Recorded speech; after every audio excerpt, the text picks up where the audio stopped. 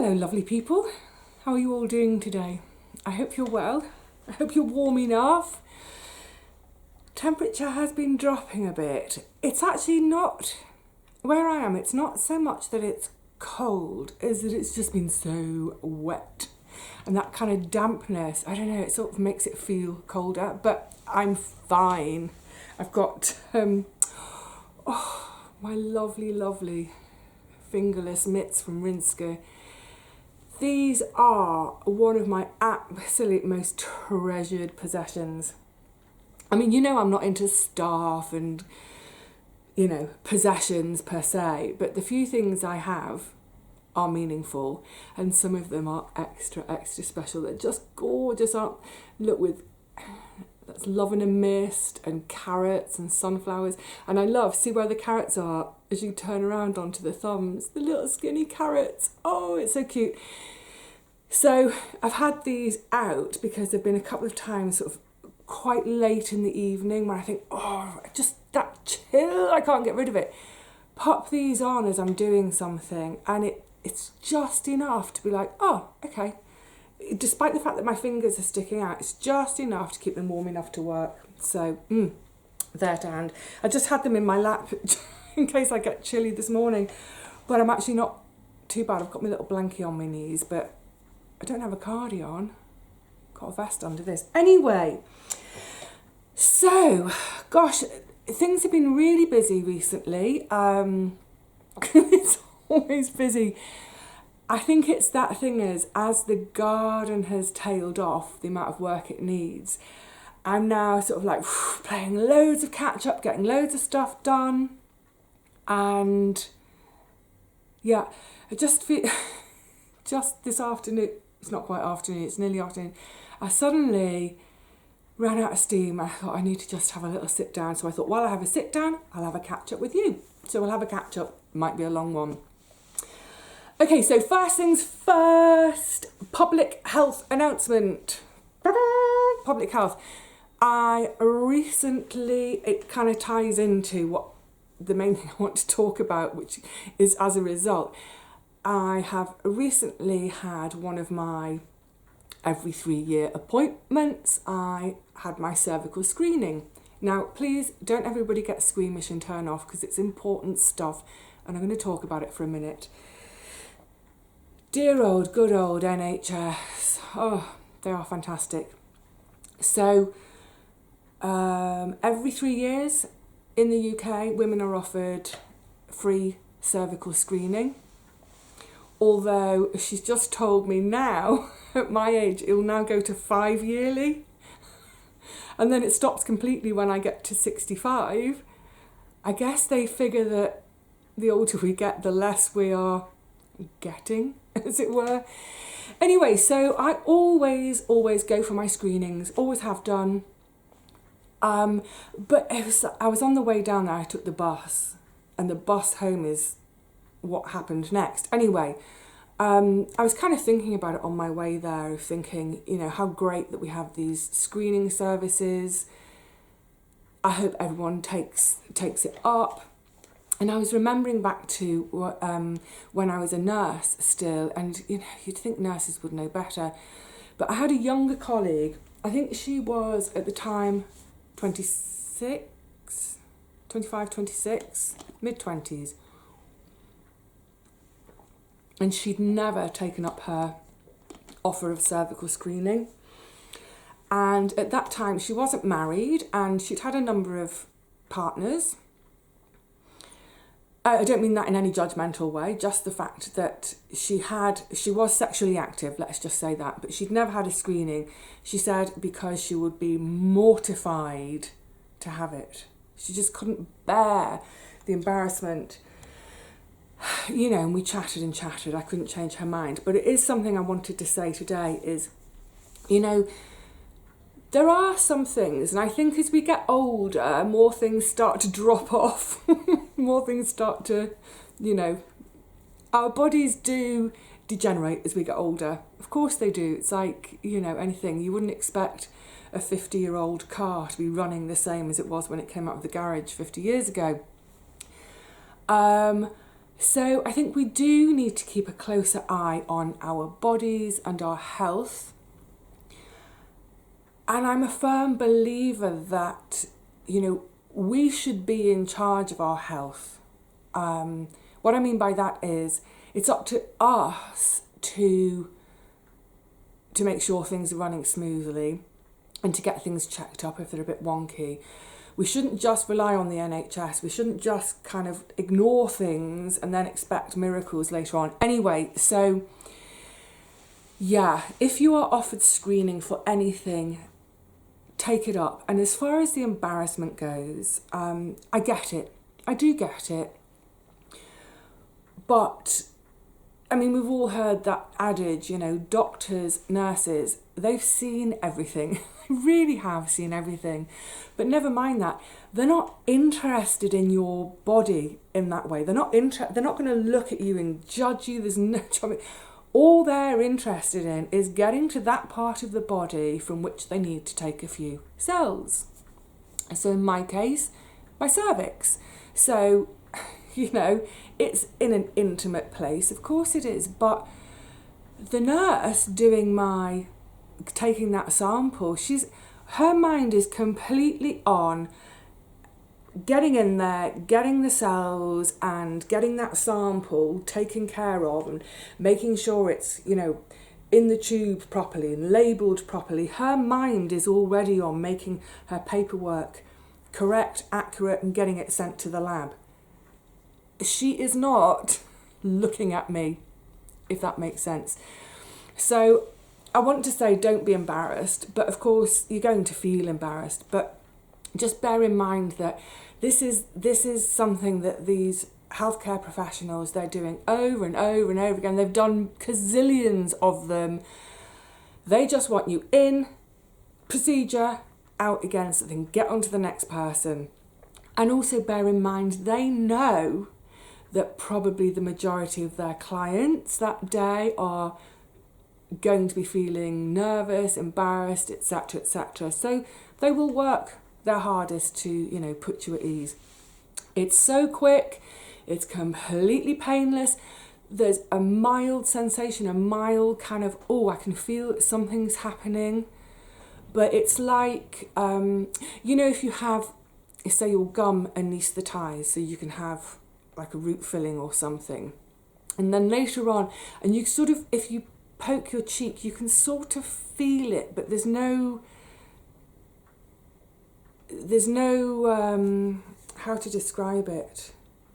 It's a very sort of unspecific feeling. Anyway, so yeah, if you're offered screening, take it. And same with guys. If you have to go and see the proctologist, again, as we get older, your prostate, things like that. Of course, it's not going to be the best day going and lying on the bench with a bare bum and having a doctor palpate in your back passage. But better that, find things out early and get things treated. So, it was great to get that done. And while I was there, she was brilliant, kind of made me giggle a bit, because in the preliminary chat, when she had my records up, she said, have you had breast screening recently? Now, I have it every year, but I have it within a different health area, geographical area.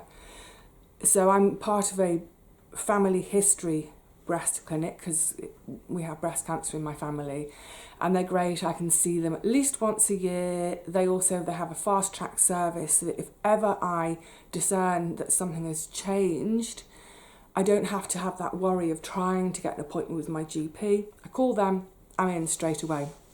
It's fantastic. So I said to her, yes, thank you, that's all, in hand. And she said, and are you happy and confident with the way you're examining yourself? Because I can show you if you like. And I said, no, it's fine. I'm fine, thank you. But again, it's that thing, isn't it, of having self-responsibility, doing our checks ourselves. And if it's something that if you're a bit unsure about it, speak to your healthcare practitioner. They can show you, Don't sort of be like, I think I'm doing it right. Make sure you're doing it right. And again, same with the guys and your balls. I hope you're all checking them. I mean, every bloke I know seems to live with his hand down his pants, cupping them. Sorry, guys. But yeah, and again, if you're not sure how to check your balls, ask your doctor. I don't think there's any YouTube videos on how to do it. I don't know, that would maybe be considered a bit, I don't know that. Anyway, check yourself. If you don't know how to check yourself, ask someone. And the really important thing, I told you, is public health announcement service today. And this goes for any part of your body. I'm not just talking about, you know, balls and boobs and I was going to say front bottoms and back bottoms. You can tell I was a paediatric nurse, can't you? Front bottoms, back bottoms, check them. You know, if you see any changes on your body, skin colour change, a textural change on your skin, discharge. Yes, I just said discharge from anywhere, whether it's your ears, your eyes, your front bottom, your back bottom, nipples, whatever it is. If something comes out of your body that's not normal, please check it out. The chances are, you know, it'll be nothing, and a doctor would far rather you waste their time because there's nothing wrong than there be something wrong and you don't waste their time, because, by the way, you are never wasting a GP's time. If you've got a concern, get down there if you can get an appointment. So yeah, but what made me laugh is she was just sort of finishing up taking my cells, and while she was still down there, she said, "Oh, by the way, have you had your flu jab?" And I said, "No, not yet. I keep meaning to book in." She said, "Do you want it today?" And I said, "Yeah, I might as well," thinking that I'd go back out in the waiting room, whatever. So I said, "Yeah, I might as well." She said, "Okay, great." By then, she's turned her back to me and she's kind of looking after my sample. Like I said, for her, this is, you know, she's being highly professional. She's doing all her labelling and getting ready for the lab. And she went, "Oh, you know, pop your knickers back on." That made me laugh. It's always pop, isn't it, with your clothing when you're at the GP's or with the nurse, you know. Pop your trousers down, pop your arm out, pop your bra off, pop your knickers off, and then at the end it's like, pop your knickers on, pop your bra on, pop your arm back in, pop your trousers up. Why do we pop our clothes? Anyway, so yeah, I'm sort of getting myself dressed. She'd disappeared, taken my sample off, still getting dressed, struggling with my shoelaces, what have you. She came back in, she had the syringe in her hand, she went, "Pop your arm out." It's like, okay, jab. I still wasn't fully dressed. Anyway, it's great, I'm done. Tick, done for another, well, I'm now on to the 5 years. So yeah, look, if you're offered screening, take it up. Take responsibility for your own health. Check yourself. You know, if, for instance, like me, if you're quite moly, I am very moly, but I'm also out in the sun a lot. I know my moles intimately. I know where they all are. Excuse me. I know how big they are. I had a new mole develop, and it was developing quite rapidly that I was concerned about.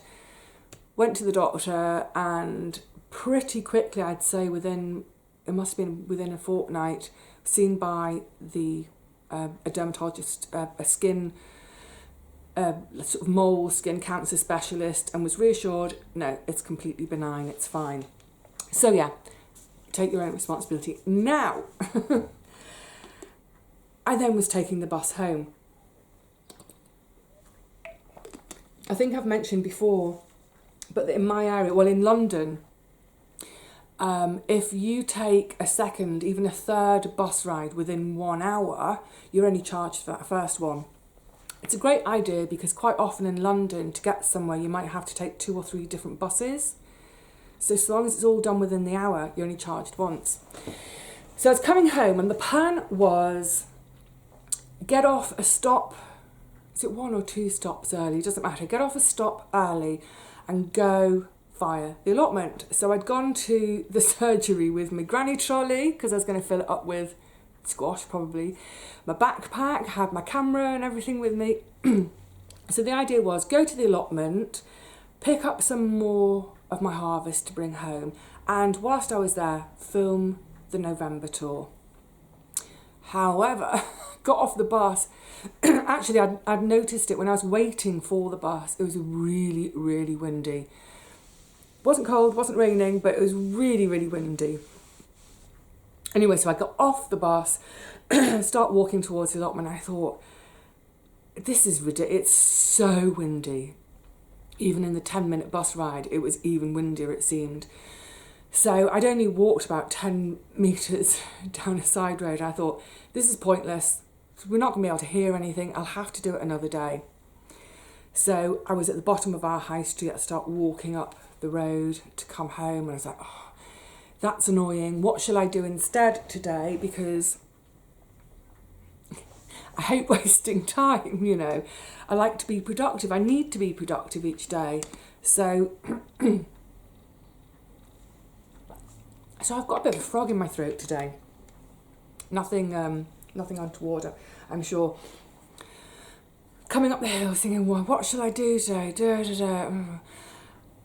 And then I decided to do something. I was being quite spontaneous for once. I'm not often spontaneous. Yeah, my day is usually really kind of meticulously planned. I was very spontaneous in my 20s and 30s. In fact, probably sometimes too spontaneous. Got myself into pickles sometimes.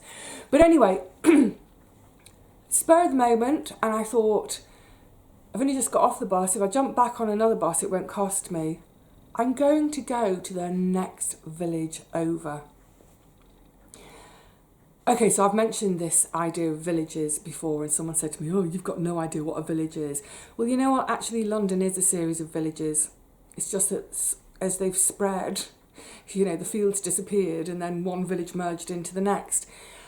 And they really are like villages because each little area, each village has a very distinct character, a distinct feel to it, and we tend to stay in our village.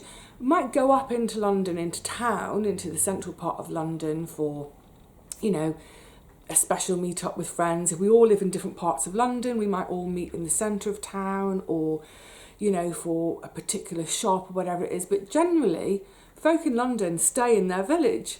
So if I'm going to go out to a pub, it'll be a local one. For shops, they're all local. So yeah, they are like villages. Now, the reason I went to the one over is to do with my house move.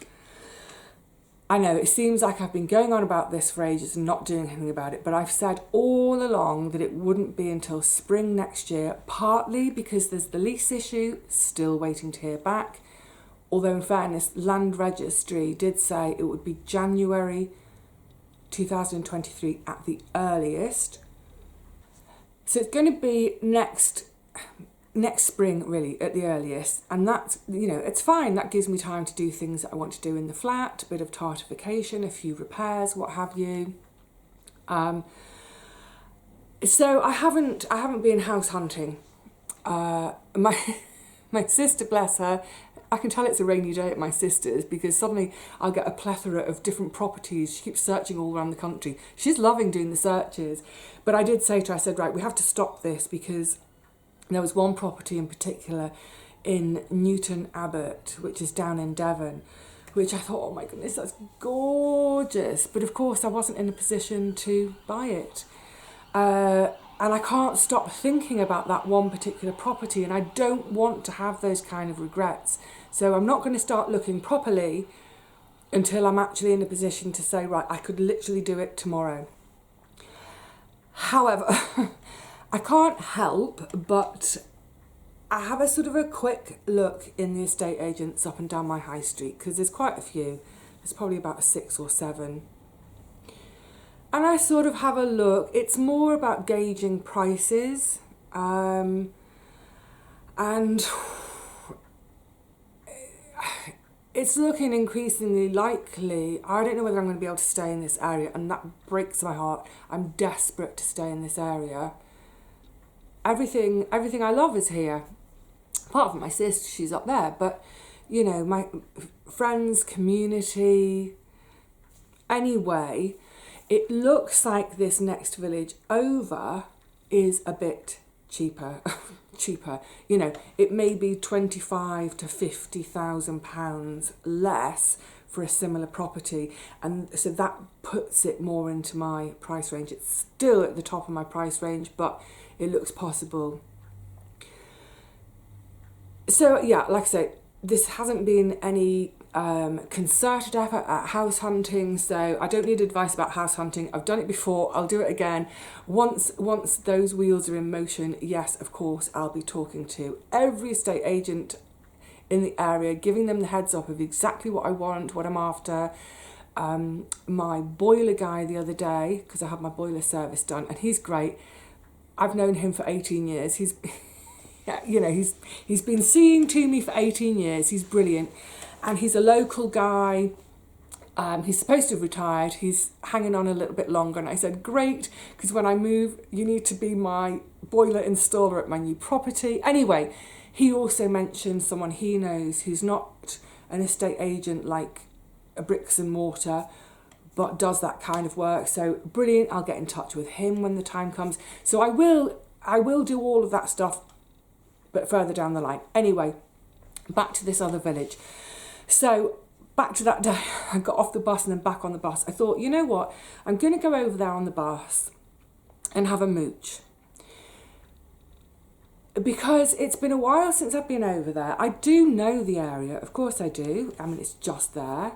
It's an area I've been to from time to time because there's, what's it called? There's a branch of Homebase, which is one of our, sort of like a DIY type shop. So I've been that way for sort of paint and that kind of thing. A couple of friends have lived over that way. A couple of events I've been to over that way. So I do know the area, but I haven't been there for quite a while, and I've never really had a proper snoop at the high street, for example. So I thought, you know what, let's go and have that mooch today, because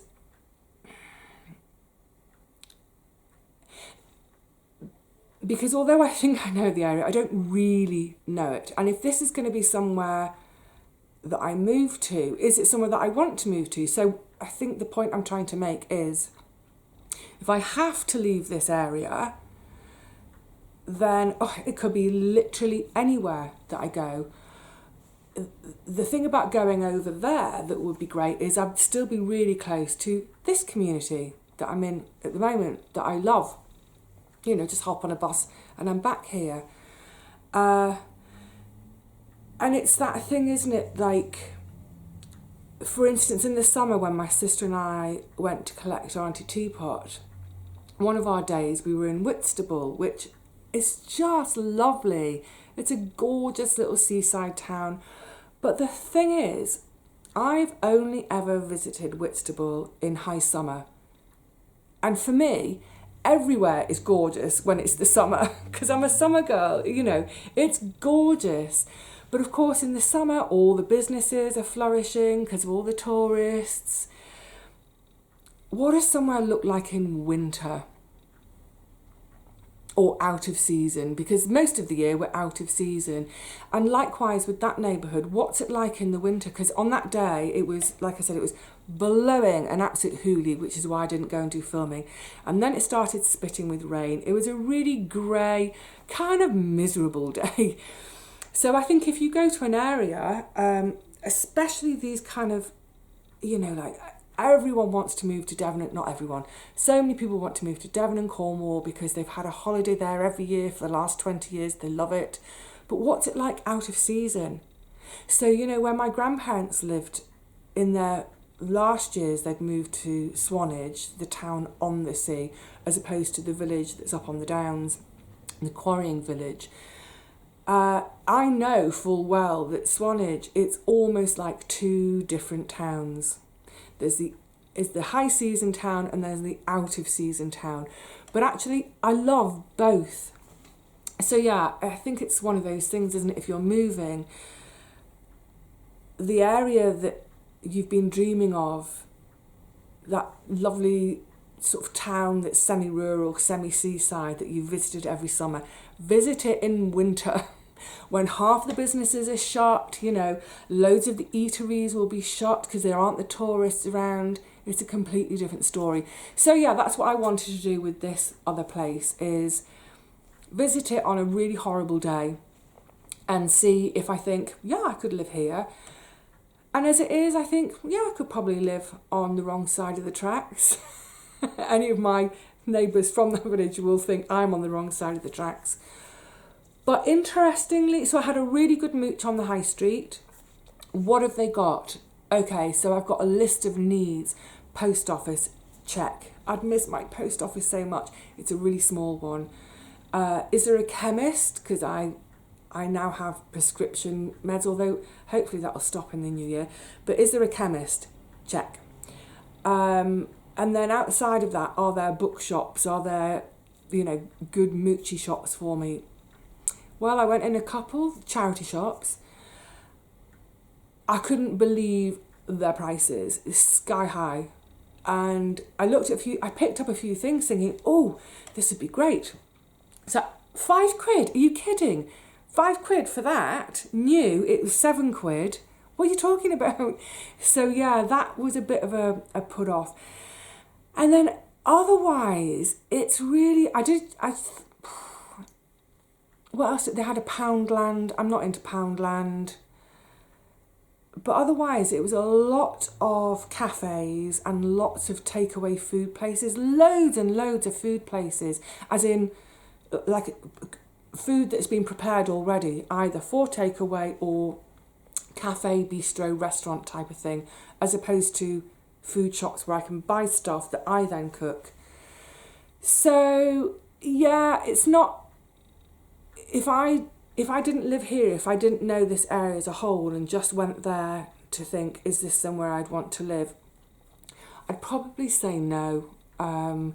Just because the local amenities for me, that it just doesn't have the local amenities that I want and need. However, it is so close to where I do live now that I think, yeah, I could live there, and then, you know, once a week, hop on the bus, come back round this way, visit all my favourite businesses here, pop into my post office friends, but more than that, see my friends in this area, you know, ring up, Gary, I'm coming over this morning, see you at the coffee shop, whatever, you know. So yeah, it was a really worthwhile exercise to do. Really glad I did it. It's that it left me feeling a little bit wobbly though, just in terms of the kind of reality. The reality is really starting to catch up with me now about this move, because the bottom line is I don't want to move. I love my home, I love where I am, I love my neighbourhood, I love everything about it, apart from the stairs. And that's the only reason I'm moving. And no, before anyone mentions it, lifts, stair lifts, whatever, it's just not possible. A, because of the physical aspect in the building, but B, I don't own the staircase. It's communally owned with 2 other people. So yeah, I think it was my first real wobble in the process, and I think as time goes on there are going to be more wobbles. I'm kind of aware of that and prepared for it. The thing about moving completely out of the area is, of course, that's going to add to the expense for me. So for instance, back to that property in Devon, that would be a train ride to Devon. You know, it's probably like £100 on the train, if not more. And let's say the property just wasn't suitable. That's £100 I've just spent for no reason. And yes, while I'm there, I could look around the area again, it's one of those things I could see a property and think, oh, that looks great. I don't know the area. Right, get on the train. There's me £100 on the train to go and view the property. And I think, yeah, the property's great. And then suddenly I look around and it's like, there's no amenities for me. So yeah, it's going to be a juggling act, because I know a lot of folk have said, oh, I can imagine you in the countryside in a rural setting, Vivi. But remember, a couple of things. I don't drive. So I would be completely reliant on public transport. And we all know, that rural public transport services in this country are terrible. Anyway, so, it's things like, where's the nearest hospital? Because I will be having surgeries in future. Oh, it's a conundrum, isn't it? Anyway, yeah, that was a very useful exercise. Now, I was going to talk about all sorts of other stuff. I'm going to, as usual, I've talked for longer than I thought I would talk on one particular subject. But whilst I was out and about, it's funny, we've had Halloween, we've had bonfire now, and so now all the businesses, it's like, right, it's Christmas now. So I've always thought November was a little bit early, but I've kind of enjoyed seeing little bits and pieces around this year. Had my first little frisson of, that sort of specialness of Christmas. I had my first little frisson the other day, and I'd had a book to put into the shop. It sold straight away, thank you. It was Arne and Carlos's Christmas Knitted Baubles book. So to sort of demonstrate what a finished bauble looks like, I got mine out. Isn't it gorgeous? So that was mine from Jim at Lake Effect Garden last year. I love it. So I'd got it out to kind of do a photograph of it with the book. So you say, this is what you make. And I just had that lovely kind of, cosy. I think it's because it was another rainy day and just snuffling about at home. Such a home girl. Anyway, yeah. So I collect bits and bobs for gifts over the course of a year. So I thought, I'll get all my gifty bits out and make sure I've got the things that I want for everybody, and maybe is there something extra I'd like to put in with it and what have you. And it's like, right, I need to get some wrapping paper because I don't have anything to wrap anything in. And I was really pleased. I heard on the news that, I don't know whether it was Morrison's, but a number of the supermarkets have now, I think a couple of them have done it for a couple of years, but Morrison's have joined in as well. So with all their Christmas wrapping paper and Christmas cards, gift tags, like bottle bags, all of those kind of things, they've made them all now completely recyclable. So for example, there's no glitter on any of the cards. Hallelujah! Glitter is just hideous stuff. So please never ever send me anything with glitter on it. Gosh, that sounds churlish. You know what I mean? So yeah, they've removed all the glitter, all the plastic aspects, so any of the bottle bags, and now the handles they've made with twisted paper twine rather than plastic handle. That's great. So I shall be on the hunt for some completely recyclable wrapping paper soon, or if I've got time at some point, I've got plain brown paper here that I use for making up my parcels. I might do this. I'll have to go and dig up something from the garden to do it. I might do a potato print wrapping paper. So I'll have to go and dig up a potato, cut it in half, sculpt, I don't know, a little star shape or something out of it and splodge it in and out of paint and make my own paper. I think that's what I'll do.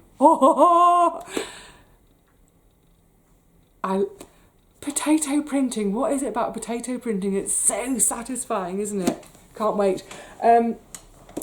Yes, and then last thing today, a new book. Talking of gifts, so whenever I speak to my mum or my sister, we always end up talking books because we all love books. And that's great because I love gifting books.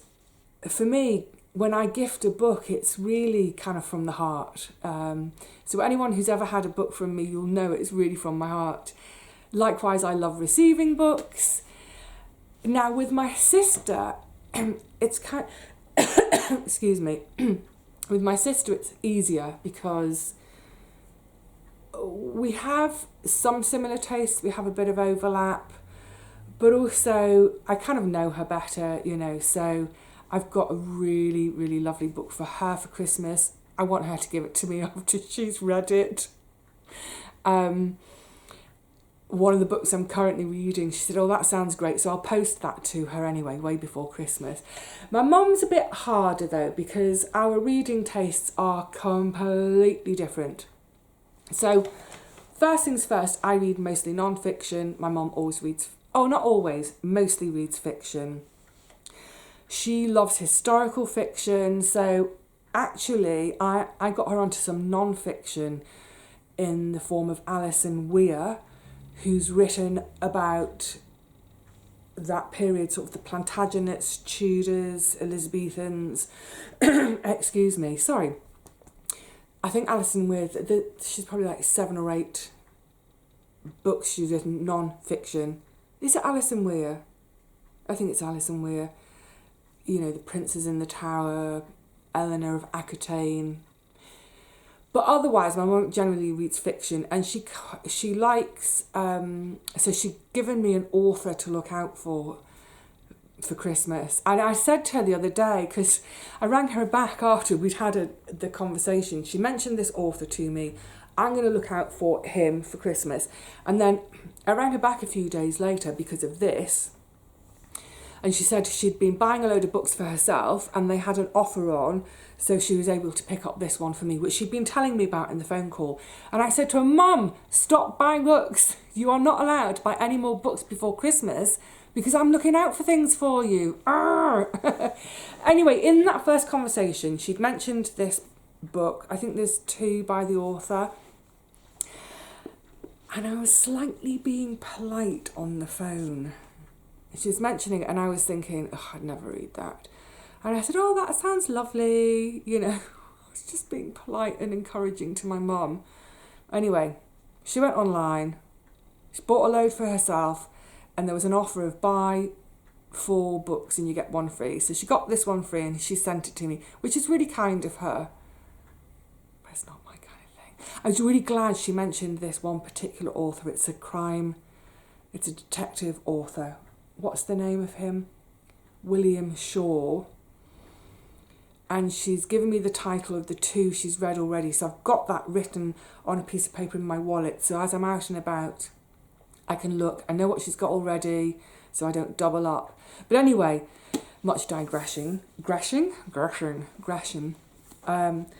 is what she sent to me.